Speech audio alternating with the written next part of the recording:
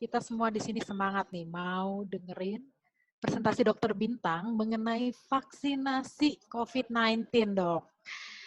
Nah, Dok, sebelumnya nih, Dok ya, saya mau nanya nih, Dok, mengenai vaksinasi ini sampai saat ini sudah gimana sih, Dok, perkembangannya, Dok, di Indonesia? Oke, perkembangannya di Indonesia sebenarnya sih kita sementara memilih mana duluan, mana belakangan. Itu kira-kira Ibu. Sembari kita juga memenuhi kuota total vaksin untuk seluruh penduduk Indonesia. Oh, Sementara masih di situ, betul. berarti belum bisa semuanya ya, Dok ya, untuk divaksin ya? Pembeliannya bertahap, Ibu. Jadi kan karena kita tidak produksi kita sendiri hingga saat ini ada beberapa jenis vaksin itu yang kita beli dari luar, maka pembeliannya juga kan terbatas per termin, per session gitu. Jadi mana duluan, mana belakangan, mana duluan, mana duluan. Nah, itu nanti total yang bisa kita dapatkan ya seluruhnya rencananya. Gitu Ibu Ira. Oke, siap, Dok. Oke, kita langsung saja, Dokter Bintang, dengan presentasinya. Silakan, Dok. Baik, selamat malam Ibu Ira, Bapak Leo, rekan-rekan, kita diskusi kembali ya cerita-cerita daripada di grup chatting WA, lebih baik kan di sini ya kita berdiskusi kira-kira tukar pikiran dan nambah pengetahuan ya. Jadi malam ini kita berbincang-bincang tentang persiapan sebelum dan sesudah vaksinasi pandemi. Ya, next. Nah, vaksinasi pandemi ini gunanya untuk pencegahan ya. Jadi seperti pengenalan awal terhadap virus COVID sehingga tubuh memproduksi antibodi yang spesifik untuk melawan virus COVID ya. Jadi mendorong pembentukan kekebalan tubuh di dalam tubuh kita ya secara spesifik virus corona yang sekarang kondisinya adalah pandemi ya. Jadi kondisi pandemi di seluruh dunia itu mengalami hal yang sama dengan rasio efek yang sembuh memang besar ketimbang yang meninggal. Hanya saja mungkin ya siapa yang mau efeknya meninggalnya gitu ya. Nah, ini yang makanya secara dunia semua berbondong-bondong untuk vaksin. Walaupun memang kita dari awal vaksin itu sendiri sudah semi kontroversi awalnya bahwa memang kekurangan data, semua orang di dunia ini memang kekurangan data. Hanya saja daripada tidak sama sekali, ayo dari beberapa penelitian yang pendek waktunya ini ternyata ada titik terang, ada manfaat yang baik dari vaksin COVID-19. Gitu ya kira-kira ya. Next. Nah, ini bagaimana caranya kita menurunkan risiko infeksi pada kondisi pandemi? Yaitu herd immunity. Herd immunity itu merupakan sebuah kekebalan yang didapat di seluruh kelompok sosial, seluruh kelompok masyarakat, itu mulai dari tertular, atau yang sudah sembuh, dan yang belum pernah kena. Nah, itu nanti akan asimilasi dan akan membentuk kekebalan sosial. Jadi memang yang kita dorong supaya terjadi adalah kekebalan secara umum penduduk ya. Jadi dia bermanfaat untuk sektor kesehatan pasti ya. Meminimalkan dampak virus serta mengembalikan paling tidak memperbaiki sektor ekonomi dan sosial. Itu jelas ya. Next. Terus gimana dong cara vaksin itu bekerja? Nah ini, vaksin itu akan bekerja untuk merangsang tubuh kita membentuk kekebalan spesifik terhadap bakteri atau virus atau penyakit spesifik lain, sehingga apabila datang, maka dia bisa dikenali oleh tubuh dan langsung dilawan.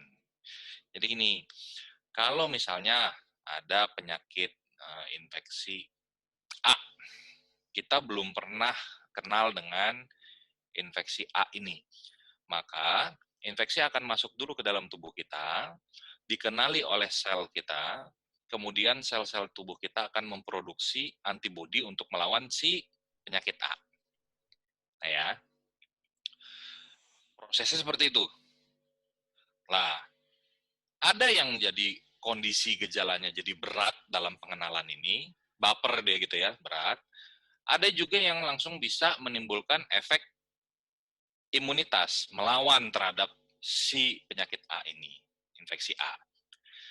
Kalau sudah divaksin, maka virus yang dilemahkan tadi masuk ke dalam tubuh kita, dikenali oleh memori kita, kemudian akan membentuk antibodi spesifik terhadap si penyakit A tadi. Jadi kalau besok-besok lusa datang, tubuh itu sudah punya kekebalan secara pasif yang ada di dalam tubuh. Gitu sih kira-kira ya, vaksin secara umum. Hanya saja mungkin nanti Bapak Ibu bingung kenapa ada mRNA dan lain-lain ya. Nanti kita bahas. Next. Nah, vaksin ini tidak 100% membuat tubuh kebal dari virus. Hanya saja sudah ada pengenalan awal terhadap spesifik virus. Ya. Jadi dengan sudah mengenalnya tubuh terhadap virus yang dari luar, itu mengurangi dampak yang timbulkan jika tertular virus. Paham ya? Jadi bukan berarti divaksin itu 100% tidak akan terinfeksi, tertular, hanya saja tubuh sudah punya memori terhadap virus spesifik. Contohnya sekarang virus COVID-19. Sehingga kalau dia datang, sudah lebih mudah dikenali dan dilawan, karena sudah punya antibodi yang spesifik. Next. Nah, apa vaksinasi pandemi memiliki efek samping? Berbagai jenis vaksin dengan base yang berbeda menimbulkan efek samping ringan, sedang, hingga berat. Ya, jadi memang harus pintar-pintar kita pilih bagaimana. Ya, hanya saja mungkin kondisi kasus kejadiannya 1:10.000, 1:15.000 gitu. Jadi makanya emergency use authorization-nya di ACC, ditandatangan untuk digunakan ya. Jadi berbagai jenis vaksin termasuk vaksinasi pandemi ini punya efek samping ringan seperti nyeri, bengkak di area daerah tempat suntikan, demam, menggigil, lelah, enak badan, sakit kepala, mudah lapar, mengantuk dan lain-lain. Ya, itu memang ada. Kalau Bapak Ibu mengerti, paham, punya anak, biasanya kita vaksin anak kita terkadang demam. Contohnya seperti itu. Memang efek dari proses pengenalan terhadap infeksi spesifik, ada kejadian proses infeksi, proses peradangan. Ya, next. Terus gimana cara meredakan efek samping? Disarankan untuk beristirahat yang cukup, memberi kompres dingin pada area yang suntikan kalau misalnya nyeri bengkak, sering menggerakkan lengan dan yang disuntik tadi, supaya dengan pergerakan dianggap bahwa sirkulasi darah lebih baik. Ya. Kemudian apalagi dokter yang bisa kita lakukan next? Nah, sebelum dilakukan vaksinasi, itu konsumsi makanan sehat, bergizi dan berimbang serta protein. Istirahat yang cukup, ya. Tidak disarankan udah begadang 3 hari nggak tidur terus menerima vaksinasi, karena pasti daya tahan tubuh kita akan lebih rendah. Rutin berolahraga supaya menjaga tetap bugar, ya. Kemudian memenuhi asupan cairan yang cukup, ya. Contohnya konsumsi air hidrogen yang kaya akan antioksidan, jangan lupa. Next. Terus bagaimana menjaga tubuh tetap terhidrasi dengan konsumsi asupan cairan yang cukup? Nah, ini sering-sering lupa seperti Pak Leo tadi bilang ya. Seneng rajin makan tapi lupa minum. Jadi asupan cairan yang cukup membuat seseorang ada di kondisi terbaik sebelum dan sesudah divaksin. Karena organ tubuh akan bekerja lebih baik saat terhidrasi. Ya, ini penting. Ingat-ingat. Nah, yang perlu diperhatikan setelah vaksinasi. Setelah divaksin, seorang tetap harus mematuhi protokol kesehatan karena sudah dikatakan bahwa tidak ada jaminan 100% akan terhindar dari infeksi. Ya. Jadi, pada saat sekarang pandemi, physical distancing tetap dilakukan, mengenakan masker saat berada di luar rumah beraktivitas ya, tetap cuci tangan, 3M itu menjaga daya tahan tubuh juga tetap tinggi. Next. Nah, salah satu cara menjaga daya tahan tubuh dengan cara mengkonsumsi antioksidan yang dapat membantu meningkatkan sistem kekebalan tubuh kita, ya. Kemudian juga bisa mencegah dan melawan infeksi yang disebabkan oleh bakteri dan virus yang berbahaya. Next. Nah, ini manfaat air hidrogen untuk membantu tubuh tetap terhidrasi dan bantu menjaga dan meningkatkan daya tahan tubuh. Jadi molekul-molekul hidrogen itu meningkatkan detoksifikasi sel, ya tadi ya. Kemudian meningkatkan hidrasi sel serta memperkuat sistem kekebalan tubuh. Itu Jurnal Biological Science 2019 sudah melaporkan kembali dari penelitian mereka. Ya. Next, siapa saja yang boleh dan tidak boleh divaksinasi saat pandemi? Vaksin diberikan hanya untuk mereka yang sehat, kondisinya memang sehat, sehingga ada beberapa kriteria yang tidak boleh divaksinasi pada saat menerima vaksin pandemi ini. Contohnya, sampai saat ini belum ada vaksin yang di ACC-kan untuk usia yang kurang dari 18 tahun. Ya. Kemudian yang kedua adalah orang dengan tekanan darah 180/110 atau lebih yang mengalami hipertensi. Kemudian pernah terinfeksi COVID, hanya saja belum 3 bulan. Jadi batas minimal adalah setelah terakhir dinyatakan sembuh, hitung 3 bulan selanjutnya baru diberikan kesempatan untuk divaksin. Yang keempat adalah wanita yang sedang hamil. Jadi sampai saat ini vaksin yang masuk ke Indonesia memang belum ada yang bisa digunakan untuk wanita yang sedang hamil karena dianggap bahwa akan meneruskan ke janinnya gitu ya. Jadi sehingga belum dinyatakan aman. Kemudian memiliki riwayat autoimun. Kenapa? Seperti kita ketahui dari diskusi kita yang sebelumnya, riwayat autoimun itu antibodinya sendiri yang menyerang tubuhnya sehingga kita tambahkan lagi proses infeksi mengenal virus yang baru atau bakteri yang baru dari luar, maka menambah berat kondisinya. Maka biasanya ada kriteria-kriteria tertentu yang akan dinilai oleh dokter penyakit dalam. Ya. Kemudian pengidap diabetes dengan komplikasi akut. Kalau komplikasinya akut, tidak disarankan untuk divaksin dulu. Diatasi dulu kondisi komplikasi akutnya, baru setelah dinyatakan oke untuk dilakukan vaksinasi, maka diusulkan. Ya. Pengidap penyakit kronik, penyakit paru obstruktif kronis, asma, penyakit jantung, gangguan ginjal, penyakit hati, itu ditunda diberikan sampai teratasi dulu kondisinya. Biasanya akan berobat dulu ke dokter spesialis penyakit dalam dan dilakukan pemberian terapi dulu. Setelah itu baru dinyatakan oke, maka ada formulir pernyataan boleh divaksin dari dokter spesialis penyakit dalam untuk dibawa ke vaskes tempat vaksinasi. Kemudian penderita TBC yang belum jalani pengobatan selama 2 minggu. Kenapa? Bukannya karena infeksinya yang berbahaya, tapi karena kuman TBC-nya masih menginfeksi orang lain. Jadi minimal menerima pengobatan selama 2 minggu, paling tidak, at least 2 minggu, maka dinyatakan boleh untuk divaksin. Ya. Next. Nah, orang-orang yang dengan memiliki penyakit komorbid harus dalam kondisi terkontrol komorbidnya untuk mendapat persetujuan vaksinasi. Contohnya seperti tadi, ya, dengan hipertensi, dengan diabetes, kencing manis, gulanya terkontrol, tensinya itu tidak lebih dari 180, boleh. Itu dari Kementerian Kesehatan, ya. Next. Terus bagaimana cara menjaga daya tahan tubuh?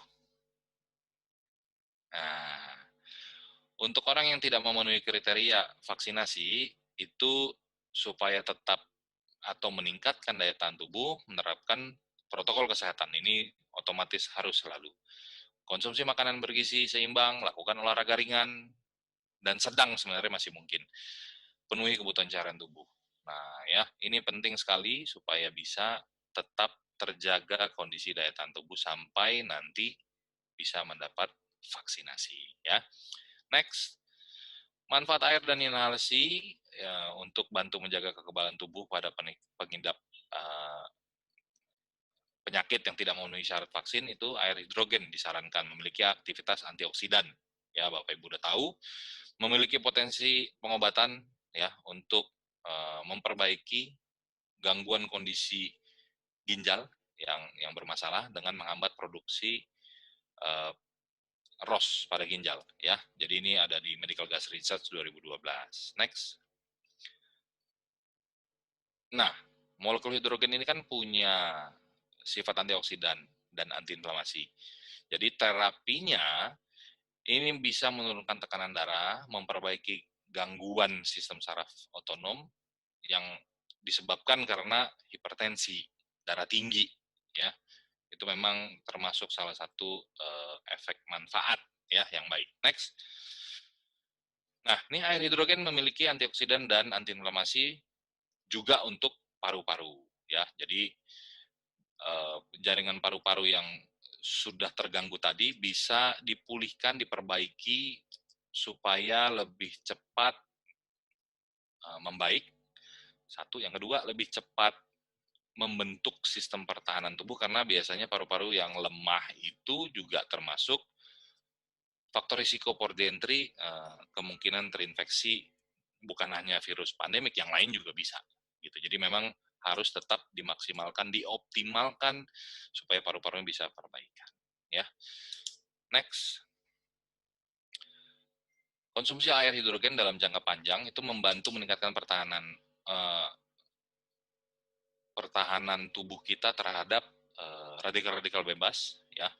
Kemudian kondisi-kondisi yang biasanya sehari-hari yang kita tahu, kolesterol jahat itu kan ada dari makanan kita, kemudian paparan sinar matahari yang tidak kita inginkan, walaupun tidak kita inginkan secara tidak sengaja tetap, ya. Kemudian kondisi di mana gula darah kita yang tinggi juga itu jadi masalah. Gitu. Jadi dengan mengkonsumsi air hidrogen jangka panjang membantu meningkatkan daya tahan tubuh kita. Ya. Nah, bagaimana manfaat air hidrogen dan inhalasi? Diminum dan inhalasi untuk meningkatkan daya tahan tubuh. Next. Jadi dari penelitian, next slide. Nah, ini gas hidrogen dapat mengatur aktivitas peradangan dalam tubuh dan oksidan free radikal yang ada di dalam tubuh. Sistem kekebalan bisa ditingkatkan, kematian sel bisa dihindari atau dilambatkan, serta memiliki potensi untuk pengobatan, memperbaiki sel-sel yang terlanjur rusak. Ya. Terus terapi dan inhalasi air hidrogen memiliki efek antiinflamasi, antioksidan, anti-apoptosis, mengurangi stres oksidatif, meringankan infeksi virus. Ya, itu jurnalnya ada 2017. Next, pemberian hidrogen secara inhalasi atau diminum itu potensinya sebagai antioksidan, ini dari Jurnal Medical Gas Research 2014, hampir sama ya. Sebagai antioksidan, antiinflamasi, anti-apoptosis dalam sel, jaringan hingga organ. Ya, next. Cara kerjanya bagaimana hidrogen? Nah, yang diinhalasi hidrogen dan diminum. Kalau diminum, masuk ke dalam tubuh, saluran pencernaan, diserap, maka diserap akan ditransfer ke sel-sel tubuh dengan mudah karena molekulnya seringan sekali, ya, tidak berbau, tidak berwarna, mudah masuk ke dalam sel sehingga mudah bekerja. Kalau diinhalasi gimana, Dok? Dihirup. Next. Kalau dihirup, hidrogen yang kita hirup tadi masuk ke dalam rongga paru-paru. Next slide. Masuk ke dalam rongga paru-paru sampai ke alveoli dan masuk ke dalam pembuluh darah. Dari pembuluh darah nanti masuk ke vena porta, itu vena pulmonalis, nanti masuk ke dalam jantung. Dari jantung yang kaya akan hidrogen tadi akan dipompakan ke seluruh tubuh. Ya, maka seluruh tubuh kita dapat manfaatnya. Kira-kira gitu ya. Next. Oke, nanti kalau ada pertanyaan boleh kita bahas mengenai seputar vaksin, bagaimana menjaga daya tahan tubuh sebelum vaksin dan setelah vaksin. Saya kembalikan Ibu Ira.